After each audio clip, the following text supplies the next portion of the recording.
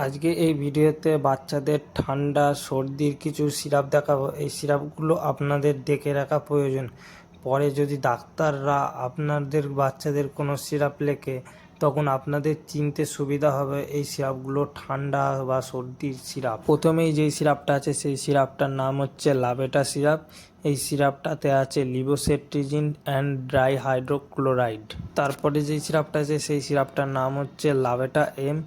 এই সিরাপটাতে আছে levocetirizine dihydrochloride and montelukast sodium. তারপরে যেই সিরাপটা আছে সেই সিরাপটার নাম হচ্ছে ক্রিজ।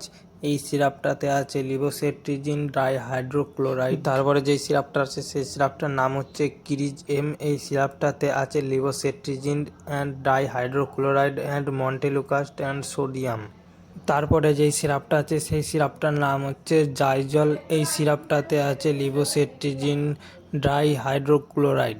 তারপরে যেই সিরাপটা আছে সেই সিরাপটার নাম হচ্ছে জাইজল এম। এই সিরাপটাতে আছে levocetirizine dry hydrochloride and montelukast and sodium. তারপরে যেই সিরাপটা আছে সেই সিরাপটার নাম হচ্ছে মন্টিয়ার এলসি কিড এবং মন্টাক এলসি কিড। এই দুটোতে একই কম্পোজিশন আছে। আজকের ভিডিওর লাস্ট সিরাপটার নাম হচ্ছে ম্যাক্সট্রা সিরাপ। এই সিরাপটাতে আছে ফিনাইলেপ্রিন হাইড্রোক্লোরাইড অ্যান্ড ক্লোরাফেনারামাইন। আজকের ভিডিওতে যে সিরাপগুলো দেখিয়েছি এই সিরাপগুলো পেশেন্টের কন্ডিশন অনুযায়ী আমাদের চাইল্ড স্পেশালিস্ট ডক্টর এই সিরাপগুলো লেখেন।